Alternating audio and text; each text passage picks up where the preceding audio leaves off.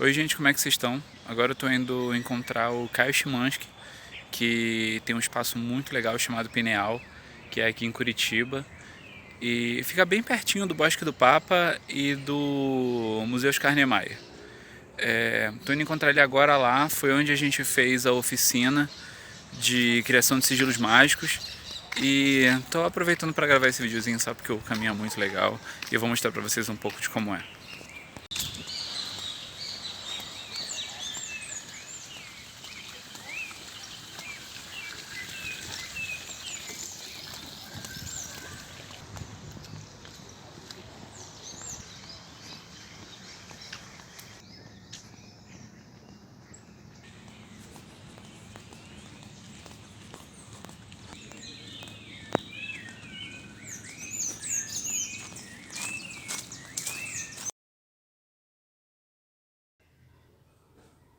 Bom, e aí gente, como é que vocês estão?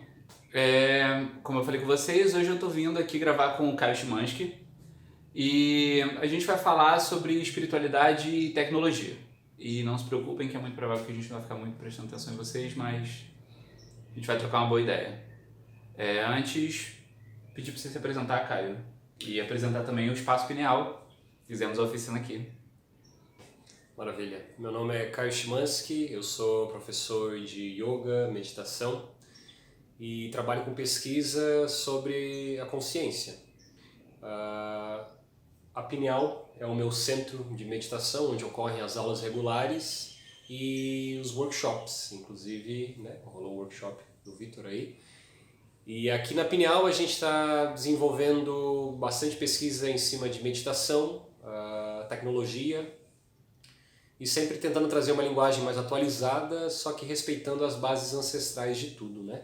Então é essa necessidade de trazer os conteúdos atuais em harmonia com o que os nossos antepassados já mapearam pra gente.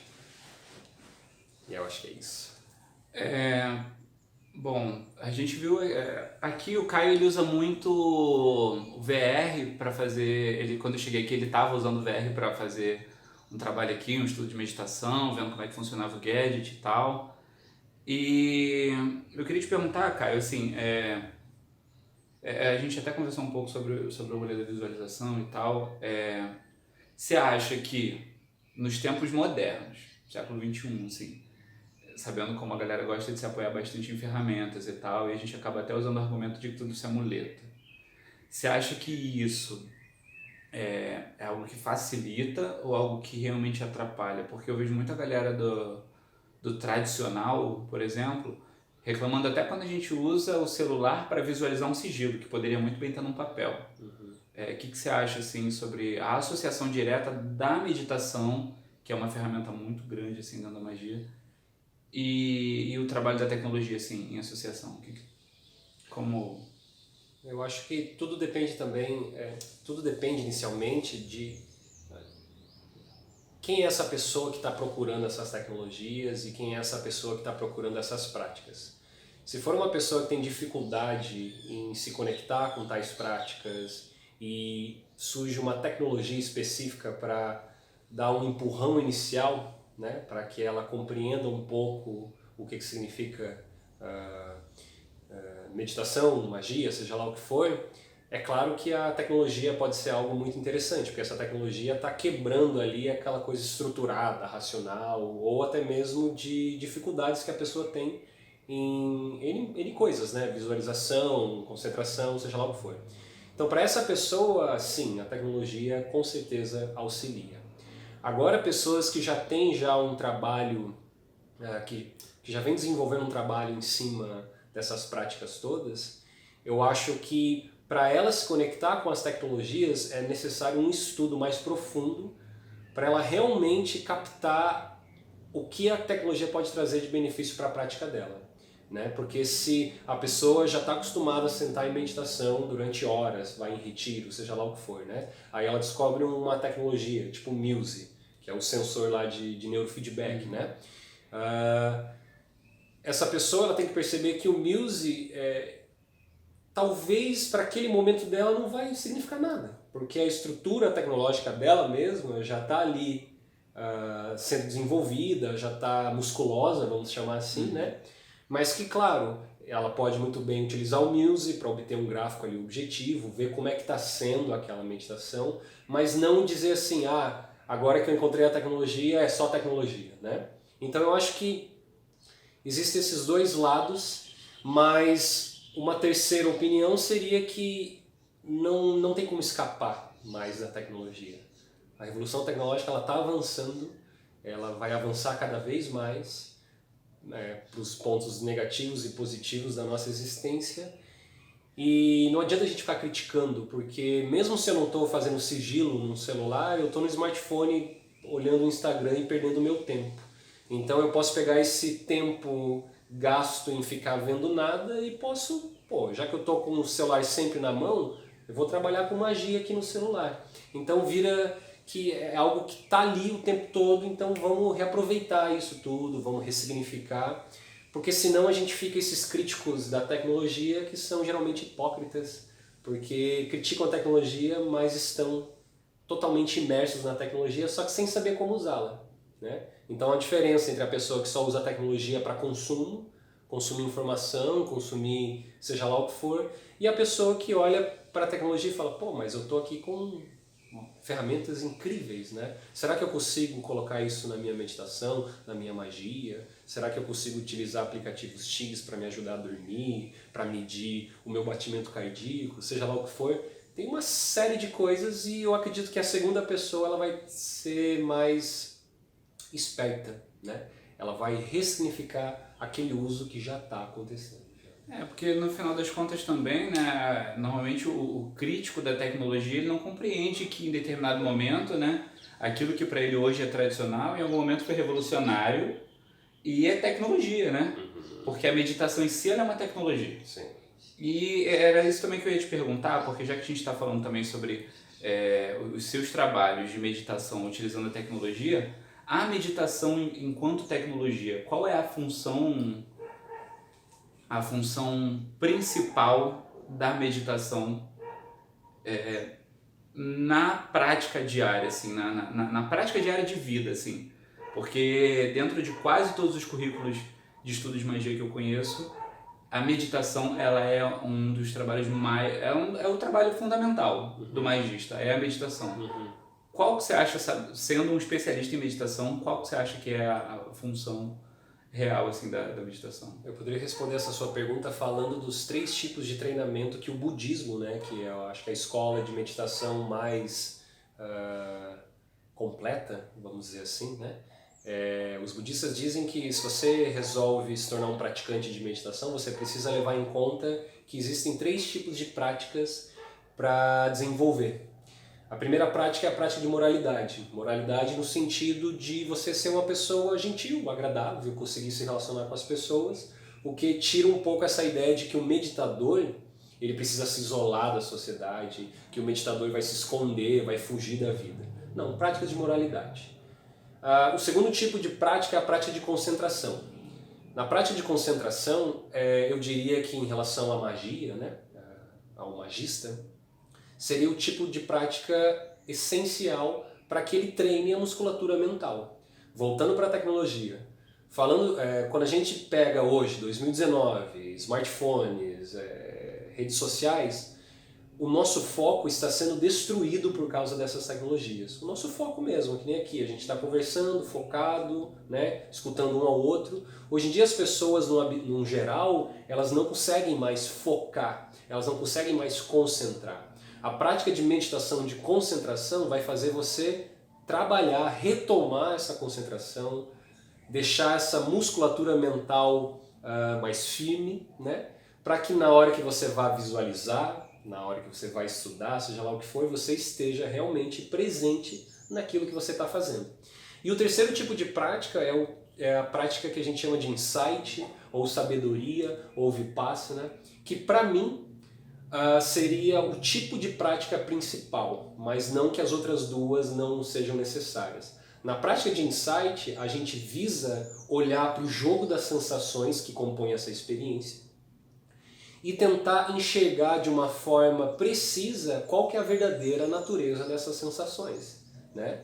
Então, na prática de Vipassana, por exemplo, as pessoas ficam lá 10 dias em retiro, só observando a sensação entrando dentro do corpo e a sensação saindo. Entrando, saindo. Seja pelo ouvido, pelas narinas, pelos olhos, pela boca, pelo toque ou pelos pensamentos.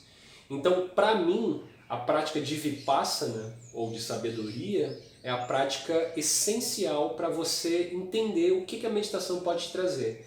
Mas essas três que a gente ilustrou, uma sustenta a outra.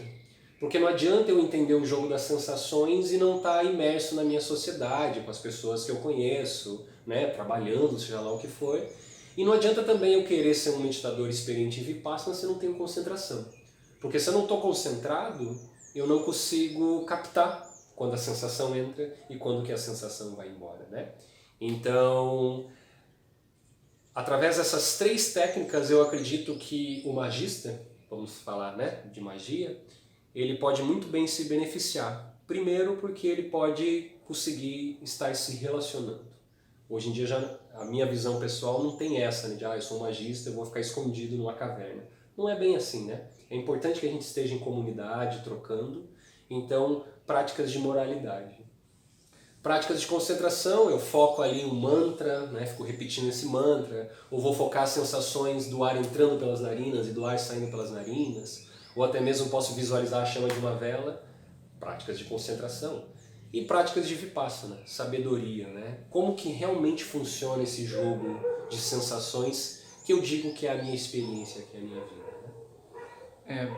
Eu achei muito interessante essa parte que você falou da concentração, porque de fato, né, o magista sem concentração, ele não cria nada, ele finge, mas ele não cria. Exato. Hoje, e aí você falou que a tecnologia, ela tem destruído um pouco, principalmente as redes sociais, né, tem destruído muito a nossa concentração, né, porque na verdade é como se ela subdividisse, né, hoje a gente instala 1 bilhão de coisas no celular e a gente consegue prestar atenção em todas, mas por conta de prestar atenção nisso tudo, não significa também que prestar atenção a gente esteja de fato concentrado. Como é que você acha que hoje a gente consegue utilizar a tecnologia para manter esse foco? De forma mais acessível, porque aqui você tem um VR, que de fato é algo que toma um pouco mais do seu tempo, você precisa colocá-lo na cabeça, você tem o Muse e tudo mais, mas tipo assim, a galera que está em casa hoje e que só tem ao alcance talvez um computador e um celular, assim, como é que você acha que a galera conseguiria trabalhar a concentração a partir desse uso de tecnologias? Assim? Maravilha. Falando de smartphones, né, existem N aplicativos, diversos aplicativos de meditação, que você pode pegar ali 30 minutos do seu tempo, porque afinal de contas ninguém vai querer ficar 2 horas olhando para um celular, se bem que já fazemos isso, né? Então é sempre um paradoxo, vamos dizer assim. Mas existem aplicativos específicos para que você se concentre num ponto. Esse ponto ele vai inflar e você vai ter que inspirar junto, né?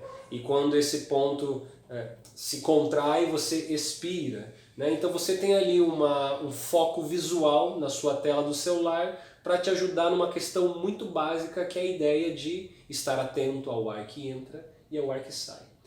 Muitas pessoas vão baixar esse aplicativo e vão achar que é uma besteira, sendo que esse próprio aplicativo é uma das bases principais do budismo. O budismo a gente chama isso de shamatha, né? Focar as sensações das narinas e ficar horas e horas focando nas sensações das narinas.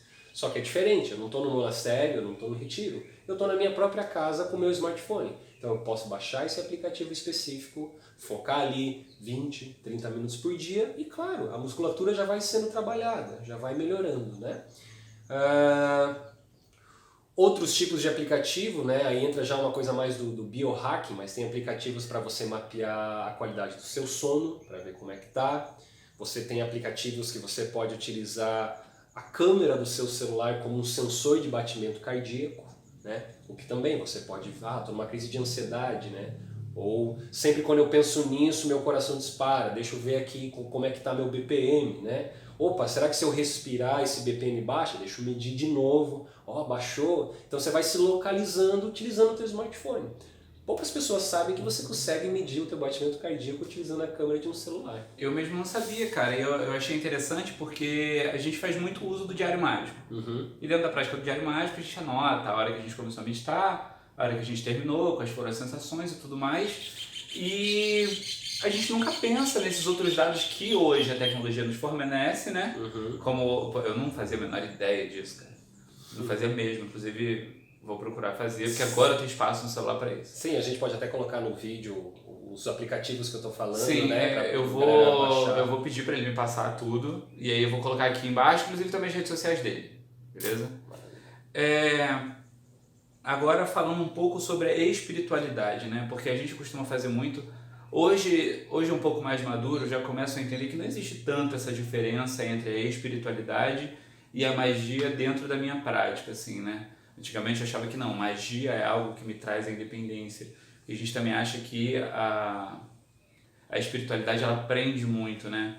Mas muito pelo contrário, né? Quando a gente tem esse entendimento desse outro campo de manifestação, a gente se sente um pouco mais liberto. Você sente dentro desse trabalho de tecnologia e meditação que você faz que as pessoas se sentem um pouco mais abertas para o mundo ou na verdade talvez sem o acompanhamento correto as pessoas não cheguem a essa iluminação tecnológica? Interessante. Eu acredito que a gente está engatinhando. Esse tipo de papo, esse tipo de estudo, de pegar os caminhos tecnológicos e sincronizar com os apanhados espirituais que já existem há milhares de anos, né? É algo que está dando os primeiros passos. Mas eu costumo acreditar, eu costumo pensar de que existem planetas por aí no nosso universo que já estão tecnologicamente muito avançados e que isso é só uma questão de tempo aqui. Inclusive eu tenho uma teoria de que você pega lá os escritores de ficção científica, né? Na verdade eles recebem uma carga de criatividade que vem de algum outro ponto do cosmos, coloca ali num livro, num filme, e que é nada mais que uma profecia do que vai surgir logo após. Mas eu acho que a tecnologia por si só, ela aproxima, ela cria pontos de localização, ela te dá empurrões necessários para que você entre nesse estudo espiritual, né? E que quando você entre de verdade nesse estudo espiritual, você meio, eu não vou dizer que abandona a tecnologia, mas você não olha para trás, né? Então se eu coloquei um headset de VR numa programação de uma jornada espiritual, né? Já tem diversas, né? Essa coisa do mito do herói, lá, o começo, aí, vai num clímax, depois se resolve, etc. A pessoa pode entrar nesse headset, nessa programação, olhar aquilo tudo, né? Atiçar a psique dela para entrar em contato com esses símbolos, entender ali, talvez, meu professor de meditação falou sobre isso semana passada e não tinha entendido, agora como eu tenho esse visual imersivo, faz mais sentido, para que daí ela tire, no fim da programação, esse headset e ela vá por ela mesma procurar isso tudo ou desenvolver isso tudo. Mas é o que eu te disse, ainda estamos engateando. Eu acredito que logo a gente vai estar entrando em viagens espirituais realmente com tecnologias, assim. Essa coisa meio de plugs, né, no nosso cérebro que vai levar a gente para outros lugares. Isso para mim, sei lá, 30, 40 anos já vai começar a acontecer. Eu passei por uma experiência interessante tomando Daime e hoje eu tenho completa noção de que a imagem mental, né, que apareceu na minha cabeça dentro da miração, né, do Daime, foi nada mais nada menos do que um desenvolvimento a partir de uma tecnologia que eu já conhecia, que eram, por exemplo, as gravuras medievais. E ali, na minha cabeça, em determinado momento, eu vi uma imagem que era praticamente uma imagem animada, a partir de imagens que eu já conhecia dentro da gravura. Você acha que em determinado momento, ou que na verdade é realmente só uma questão de adaptação de vocabulário, que até mesmo dentro dessas mirações no Daime ou de qualquer outra viagem dentro do uso até mesmo de psicodélicos, que a tecnologia, ela com o tempo, ela vai se tornar fundamental para esse trabalho, ou também são coisas que, ao mesmo tempo que se complementam, não necessariamente se tornem unicamente necessárias? A gente tem que pensar o seguinte, se for falar na população no geral, são poucos, né, assim como nós, que têm esses tipos de interesse, né? E à medida que a gente vai indo para frente aí, né, com toda a revolução tecnológica, com toda a coisa das redes sociais, a nossa mente vai ficar cada vez mais fraca, o nosso corpo vai ficar cada vez mais fraco, o nosso sistema imunológico vai ficar cada vez mais fraco. Então, para essas pessoas que não têm nenhum tipo de prática para olhar para a própria tecnologia, a tecnologia sim vai ser necessária para dialogar sobre a espiritualidade, né? Agora, as pessoas que já trabalham, já entendem, né, que o pulmão é uma das maiores tecnologias que existem, a visualização é uma tecnologia suprema, vai ser uma escolha dessas pessoas entrar nessa coisa cyber, nessa coisa híbrida, né, de tipo, não, eu vou acoplar aqui sei lá, um gadget, né, que me ajuda num certo momento da minha prática, seja lá o que for. Então, eu estava até conversando com um menino aqui, um amigo meu, e a gente estava falando que como essas tecnologias vão ser uma mídia para entrar em contato com os planos espirituais. Eu acredito, né? Existe sempre essa ideia, né? Nunca saberemos se essas mirações são subjetivas à nossa própria psique, ao nosso próprio conteúdo que a gente levanta, ou ao conteúdo da nossa humanidade, né? Inconsciente coletivo e blá blá blá. Ou se essas mirações são algo objetivo além da gente, se existem por aí sem ter esse nosso cérebro, essa estrutura processando. Se for pensar na questão objetiva desses acessos, eu acho que logo a tecnologia vão existir máquinas que a gente vai conseguir se comunicar mesmo com esses planos, esses seres, seja lá o que for, sem precisar do esforço, diria até mesmo atlético, olímpico, de um xamã, de um monge, de um meditador, até mesmo de um magista na Idade Média que ficava horas e horas e horas e horas para entrar em contato. O futuro vai trazer coisas mais instantâneas, né? Então tem lá o cara que psicografa, né? Ele tem que entrar em estado de transe, ele tem que ter um treino, né? Mesmo às vezes sendo um cara que já nasceu com aquelas capacidades, ele tem que ter um treino. Mas eu acho que essa coisa de psicografar, entrar em contato, vai ser algo muito instantâneo, assim como é instantâneo te mandar uma mensagem, você lá no Rio, eu aqui. Você chegou a ver aquele filme Nosso Lar? Do Chico? Isso. Não cheguei a ver. Pô, cara, nesse filme, inclusive, mostra que o Emmanuel, quando ele vai lá pro plano que ele acessa depois do desencarne, ele tem a possibilidade de mandar mensagens, né, pro tempo dele, e ele chega numa sala e ele tem computadores, né, e aí tem então a galera mandando computadores, aí como aparentemente, né, esse plano que ele acessa é algo fora do tempo linear, né, terreno, ele vê pessoas utilizando máquinas, né, que são computadores, e pessoas utilizando máquinas de escrever e pessoas escrevendo. E aí eles oferecem a tecnologia que ele achar mais apropriada para aquele que quer mandar a mensagem.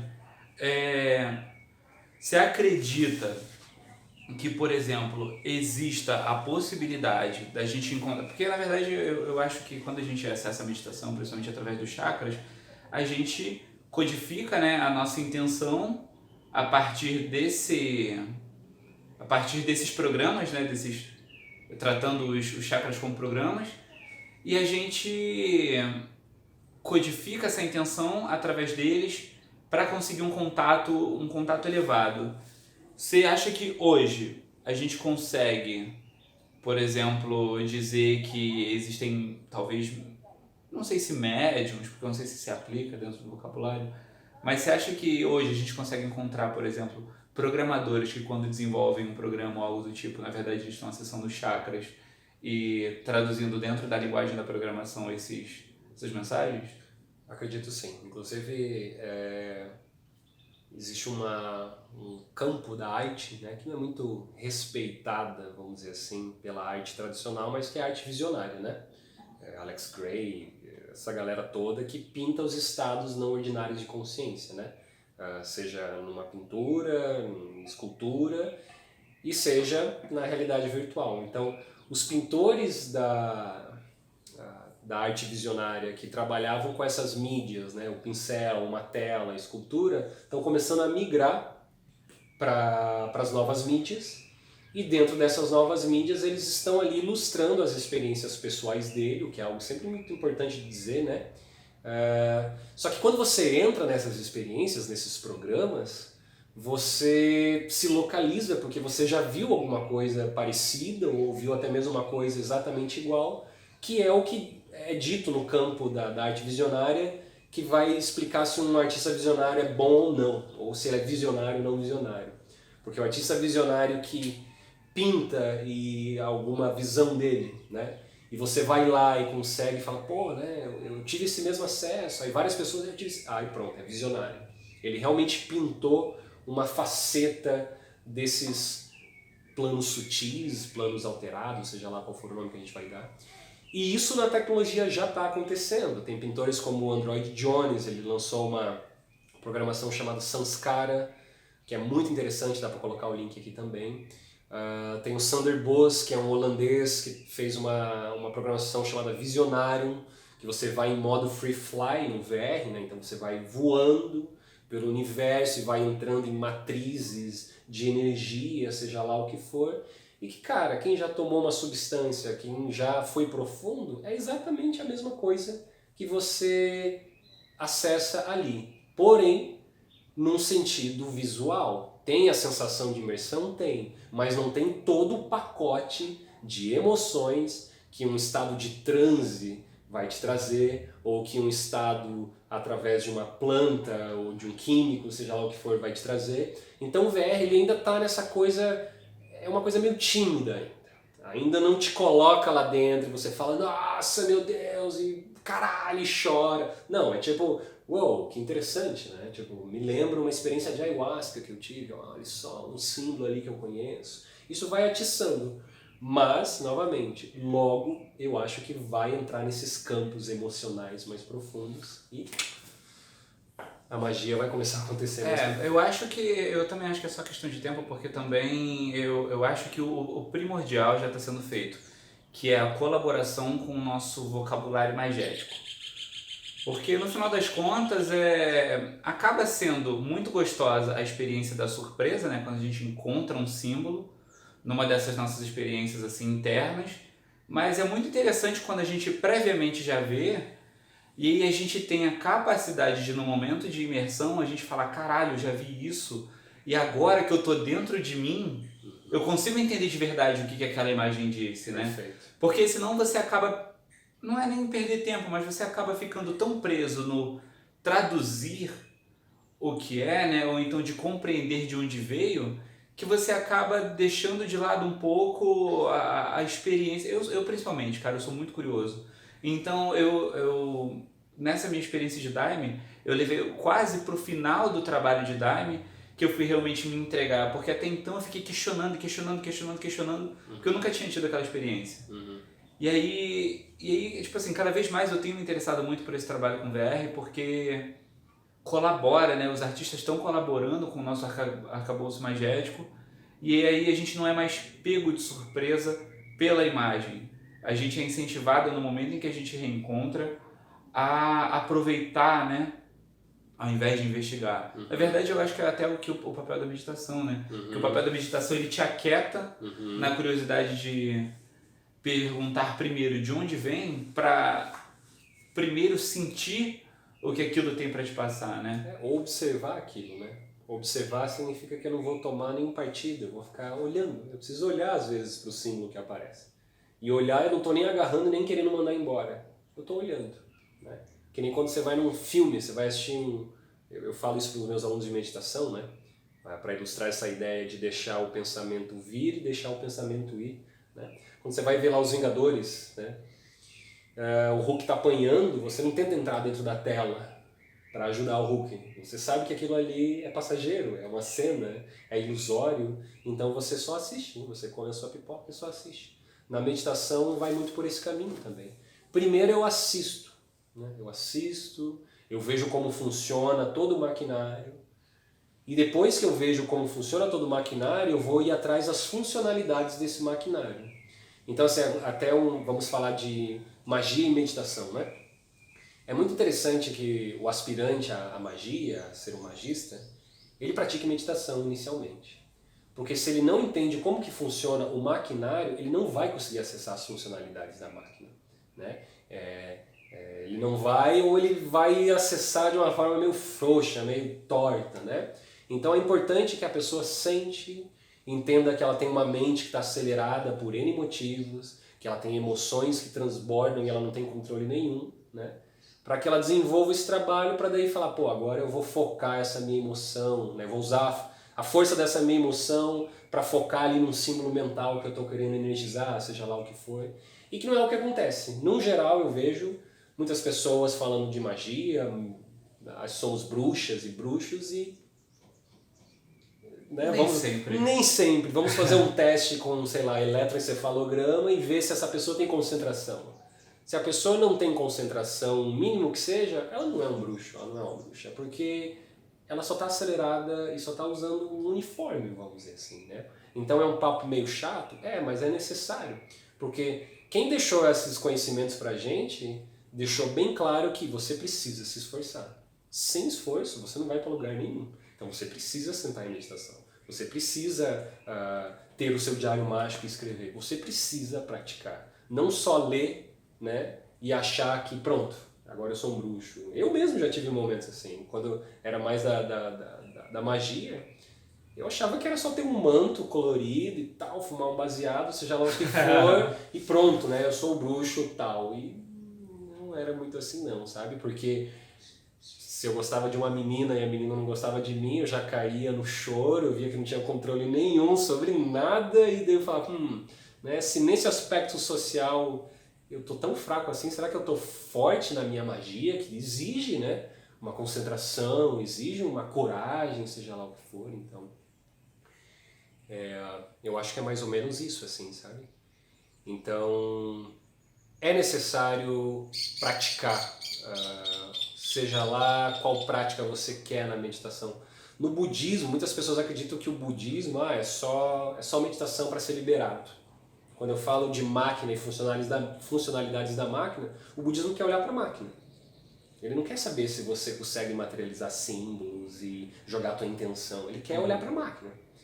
Só que no próprio budismo tem o que chama de siddhis, que é assim como na yoga, né, que são os poderes. E no budismo vai dizer, se você treinar concentração, senta lá 3 horas por dia, canta o mesmo mantra, é provável que você vai chegar nos siddhis. Você vai chegar, porque é uma coisa tecnológica, né? Só que daí que tá, o que eu vou fazer quando eu chego naquele siddhis? É o básico da fórmula do bolo, né, que ele te entrega. Exato, exato. Então, chegando nesse básico, nesses poderes, eu vou me encantar totalmente com as funcionalidades e esquecer de olhar para a máquina? Não. A gente tem que estar andando nos dois polos. Olhar para a máquina, né, entender como que a psique funciona, como que as emoções funcionam, seja lá o que for, e brincar com as funcionalidades, porque também é permitido, né? Tudo é permitido, né? Só que tem responsabilidade, dos dois lados existem responsabilidades. Se eu fico só no polo de ficar só querendo encontrar a máquina, eu esqueço das minhas relações, eu esqueço da minha vida no social, eu fico só dizendo que tudo é passageiro, tudo é sansárico, tudo é impermanente, e viro um personagem, né? Agora, se eu fico só nas funcionalidades, eu fico uma pessoa ansiosa em querer poder, em querer mulheres, em querer carros, em querer, né? E nunca paro para olhar quem é que está querendo. Sim. Então, acho que são os dois lados, sempre tem que colocar na balança, né? É muito interessante, é como no faz o que tu queres, né? Uhum. Muita gente quando entra no faz o que tu queres, pensa, caralho, é o que eu quero. E é ponto, né? Não, faz o que tu quer, ponto. Mas não é sobre o que você quer, é sempre sobre... A letra maiúscula tá no tu, sabe? Porque se você não sabe quem quer, você não sabe se quer de verdade. Ou se colocar esse querer na tua cabeça, isso. Né? Geralmente é isso, né? Colocam esses quereres na nossa cabeça. Né? Porque no final das contas, principalmente dentro da magia, existe o símbolo e existe o operador. Mas não significa que porque existe um operador, a pessoa que entende que existe um eu dentro dela, é o operador em si. Muitas vezes ela está sendo símbolo manipulado. Né? Agora, realmente assim, aproveitando essa deixa, como é que você acha... Na verdade, não é nem como você acha, né? Como você sabe, isso eu sei que isso já é algo bem interiorizado em você. Como é que a gente faz para estar presente num momento em que a gente sempre se projeta para visualizar o outro, principalmente através da tecnologia, né? Porque hoje a gente pega um celular para ver uma notificação, uma notificação do outro para nós, né? Do outro para nós. A gente produz algo para que o outro veja. Como é que a gente faz para usar a tecnologia para não cair nessa baboseira de o outro, o like, o compartilhamento, a opinião do outro sobre o eu? Então, como que eu poderia pegar esses artefatos tecnológicos para me autodesenvolver, né? Isso. Tudo vai em relação ao que a pessoa procura, né? Novamente, que tipo de prática ela está querendo. Ela é um magista, ela é um marqueteiro, ela é um yogi, seja lá o que for. Existem diversas ferramentas, aplicativos, formas de hackear o seu smartphone que vai fazer você estar ali naquele mundo tecnológico, mas não estar muito dentro do cenário, do jogo, que é isso que você acabou de ilustrar, né? Por exemplo, essas ideias de levantar dados de biofeedback, né? Tipo, feedback sobre como está funcionando a tua biologia, é algo que você faz com você mesmo, com o seu celular, esses dados ficam para você e você vai se automapeando. Mas eu acho que o plano tecnológico, quando a gente fala em plano tecnológico, vem muito na nossa mente a internet, principalmente, porque a internet é uma das maiores invenções, né? É muito difícil você se ver solitário na internet, né? Mesmo se você está vagando por sites específicos, você está entrando no terreno de outras pessoas, talvez tenha um governo olhando teu IP, entrando... É sempre uma comunhão. Nesse ponto, é sempre uma comunhão, né? Seja lá no MMORPG, né? Você cria teu char, mas tem outros meninos e pessoas, seja lá o que for, jogando também. Então eu acho que é assim, né? Eu enrolei, não respondi. Mas eu acredito que não é muito simples no plano tecnológico você ir nessa busca solitária. Não é muito simples você trabalhar com criação de conteúdo que seja junto com a tecnologia e que não tenha essa vontade do feedback do outro. Eu acho que isso é uma regra, uma lei desse plano digital, sabe? De que sim, você está fazendo para ter a aprovação dos outros, mas assim, se você fica obcecado com isso tudo, outras áreas da sua vida que não estão na internet, não estão no digital, vão acabar se deteriorando. Então, o que eu diria é assim, aceite o cenário que você está, saiba jogar o jogo, mas saiba de vez em quando dar as costas para esse jogo e ir para o meio do mato, jogar um futebol, dar risada, ir para um parque, para que você não fique obcecado com esse campo digital, porque ele é ilusório. Ele te ajuda, ele vai fazer você se movimentar, mas é ilusório, você não pega nele, você não cheira ele, né? A gente nem sabe onde que está esse campo, mas está aí, né? Então, é bom balancear, né? Tipo, joga o jogo, queira sim os likes, conseguir os likes, fique feliz. Mas se você percebe que você não está ganhando os likes e está muito triste, alguma coisa está errada. Talvez você esteja precisando dar um time dessas tecnologias ou ressignificar esse processo todo, né? Bom, agora eu vou aproveitar que você está aqui e você, nesse quesito, realmente não teria como não ser a pessoa mais útil.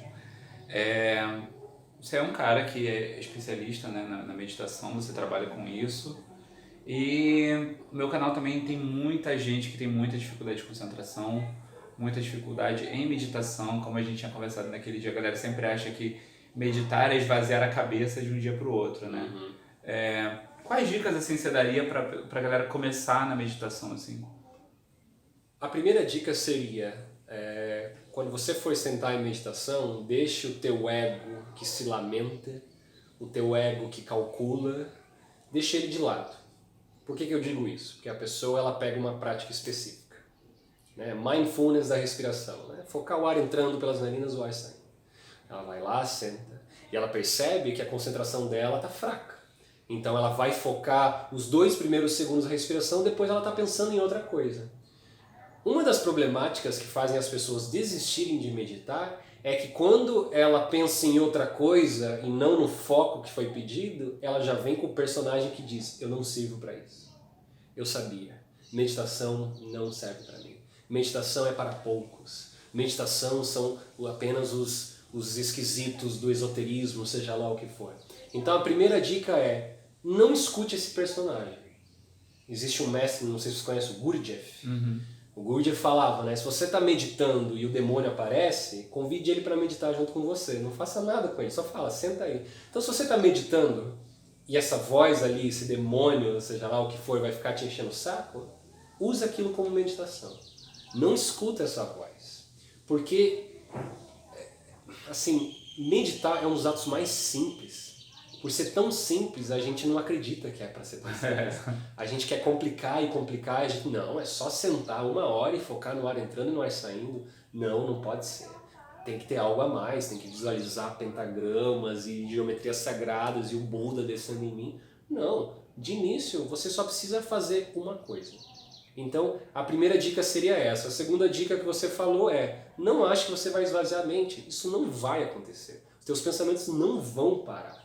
Porque a mente foi criada, seja lá por quem, seja lá por que força, para ter essa dinâmica de movimentação, para ter essa dinâmica de simbolismos e raciocínios e seja lá o que for. O gatilho é que você aprenda a parar de se conectar com esse jogo de conteúdos que fica passando dentro da tua cabeça. Então é diferente eu sentar em meditação e querer que minha mente esvazie, do que eu sentar em meditação, aceitar que eu estou cheio de conteúdo, normal, todo mundo, inclusive o professor de meditação. Só que daí eu aceito esse jogo de conteúdo e começo a ver como que funciona realmente a natureza desses conteúdos.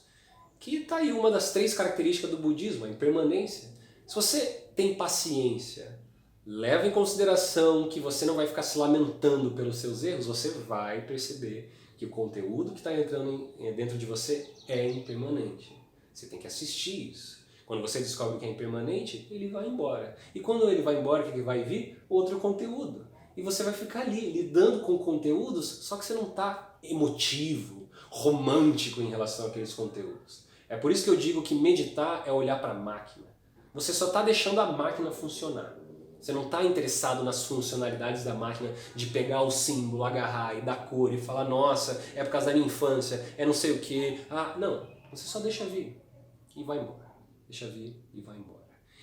E toda cidade tem já os seus centros de meditação, inclusive centros de meditação que você pode praticar gratuitamente, né?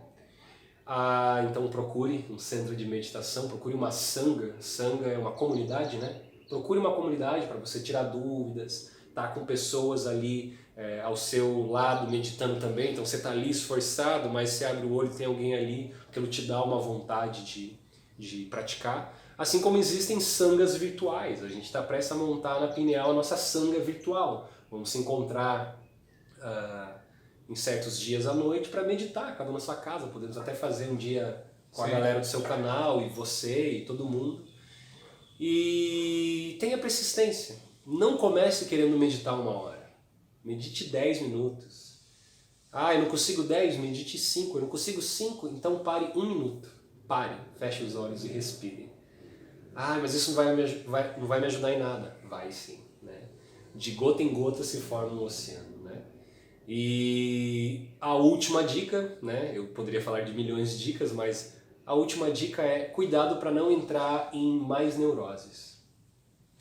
Existe um texto, um livro de um lama tibetano chamado Shogyen Trungpa, que o nome do livro é Além do Materialismo Espiritual. Indicadíssimo assim, para qualquer pessoa que resolve embarcar num caminho espiritual. E nesse livro ele desmascara essas diversas escolas espirituais que estão te prometendo eu maior, estão te prometendo essência, estão te prometendo seja lá o que for, né, que não é você agora, e isso vai fazer você criar neuroses maiores do que as que você entrou dentro do centro de meditação para lidar, né? Então eu sento para meditar porque eu estou muito ansioso, né? Então a primeira neurose é essa, eu estou muito ansioso. Aí eu sento em meditação e o professor fala, agora encontre o teu eu maior. Isso é uma armadilha, porque a pessoa ela já está perdida com o ego menor dela, vamos dizer se isso existe ou não, né? Aí ela vai ficar ali procurando um eu maior, ela não vai encontrar esse eu maior. Aí o que vai fazer? Ela vai criar mais uma neurose. Eu estou ansioso e eu não consigo encontrar meu eu maior. Eu não consigo me adequar àquelas pessoas supostamente lindas e amorosas. Então tem que ter um senso crítico muito importante, né? É muito afiado esse senso crítico para que você não pire mais ainda do que, né, as suas piras iniciais. Então esse é um livro, dá para colocar no link também, Além do Materialismo Espiritual, genial. Cara, eu acho até melhor a gente encerrar depois disso, porque foi muito boa a dica. Inclusive é até legal você falar do tempo, né? Você falou, não, começa por 10 minutos. Normalmente eu falo sempre para os meus instruídos, tipo assim, hoje faça 10, amanhã faça 12, depois de amanhã 14, porque de 2 em 2 minutos você não vai sentir a dor. Agora, você determinar todo dia que você vai fazer 1 hora e você só conseguir fazer 15 minutos, é a busca pela frustração, cara. Você tem que entender que você vive no século XXI, cara. Você tem que pagar boleto, você tem milhões de coisas pra fazer, sabe? Sim.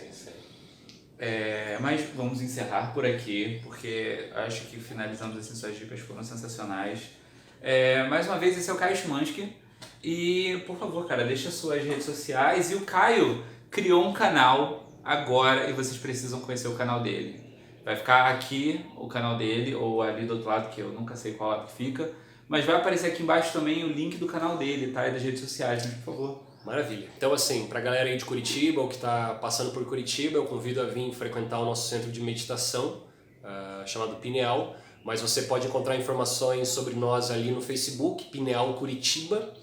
Eu estou sempre postando coisas sobre tecnologia, sobre meditação, estados alterados de consciência, seja lá o que for. E o canal é Pineal, né? Então se inscreva no nosso canal, vão estar tendo vídeos com entrevistas, gameplays de programações de realidade virtual que tenham a ver com os assuntos da consciência. Entre práticas de meditação, lives, enfim, né? Toda coisa que ocorre no YouTube. Então se inscreva lá, vai ser bem bacana. E qualquer dúvida, só me mandar uma mensagem inbox, dúvidas sobre meditação, sobre como meditar. E maravilha, foi um prazer, meu amigo. Foi, cara, prazerzão. Massa. De verdade, adorei. E é isso aí. E pratiquem, não há segredo. Pratiquem a magia, pratiquem a meditação, mas pratiquem. Não achem que só um intelecto que lê é o bastante, porque não é. Tem que ter prática. E uma coisa interessante. A galera que fez oficina comigo aqui em Curitiba, aqui no Espaço da Pineal, vai ter desconto. Nos procurem que a gente vai trocar essa ideia sobre desconto aqui no Espaço da Pineal. E, bom, é isso. Tá vendo só? Vocês têm vantagem. Façam oficina. É isso aí. E façam meditação. Higiene mental é sempre boa. Fiquem com Deus e cuidado com ele.